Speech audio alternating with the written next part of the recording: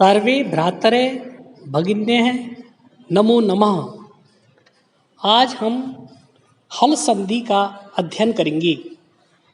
इससे पहले हम सब भैया बहनों ने स्वर संधि की परिभाषा और उनके भेदों के बारे में उदाहरण सहित अध्ययन किया था। तो आज हल संधि की मैं आपको परिभाषा बता रहा हूँ। यदा व्यंजनात् परे व्यंजनम अथवा स्वरे आयाति तदा हल संधि भवति। अर्थात हिंदी में परिभाषा होगी, यदि व्यंजन के बाद व्यंजन अथवा स्वर आ जाता है तो उसे हल संधि यानी व्यंजन संधि कहते हैं। हल संधि में जो वर्णाक्षर होते हैं उनमें हलंत लगा हुआ होता है, अर्थात वो आधे वर्ण होते हैं। व्यंजन संधि के कई भेद हैं। उनमें सबसे पहले हम सचुत्व संधि का अध्ययन करेंगे। सचुत्व संधि स्तोश्चुनाश्चु सूत्रेण अर्थ शकार तय वर्गयो शकार च वर्गाभ्याम योगे शकार च वर्गौ स्तः।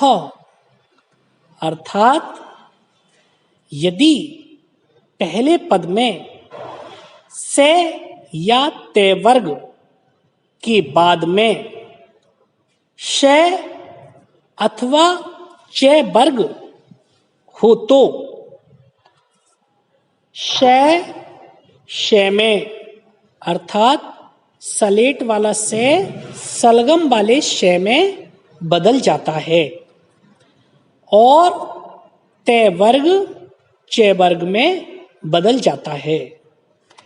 ते वर्ग के वर्गाक्षर हैं त, थ, द, ध, न और च वर्ग के वर्गाक्षर हैं च, छ, ज, झ, अण।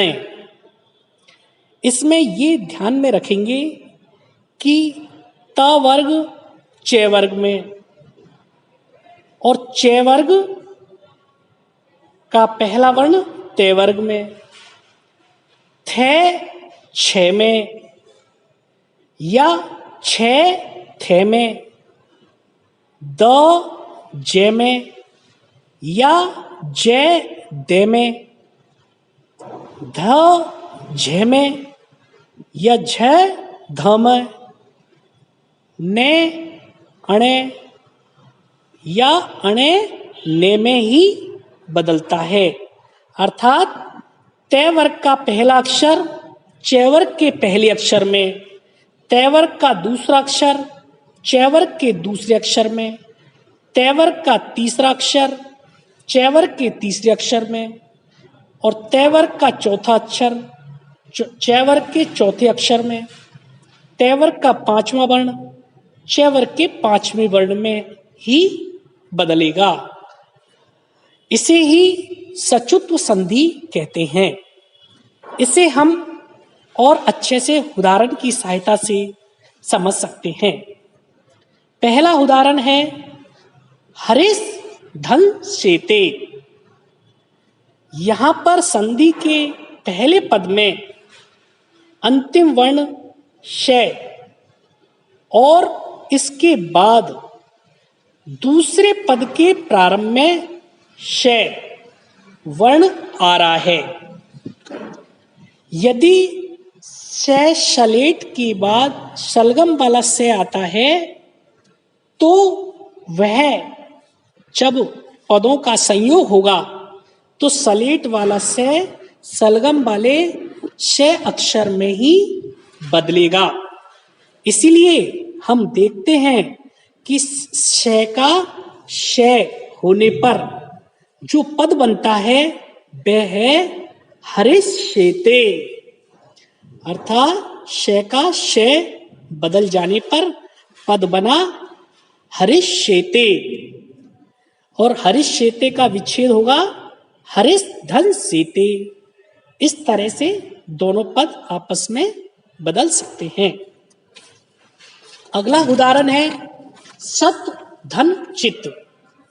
पहले पद में त और दूसरे पद के प्रारंभ में च, तय का च में परिवर्तन होने पर सत धन चित सच्चित है, सच्चित पद बनेगा। इसी तरह सद धन जनः, तो यहां पर तय वर्ग का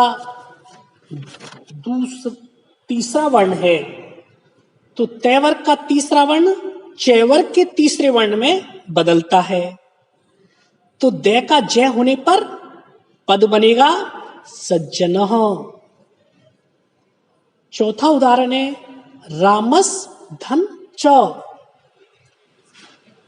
श के बाद में श या च वर्ग आने पर श का श हो जाता है, इस तरह पद बनेगा रामस्य।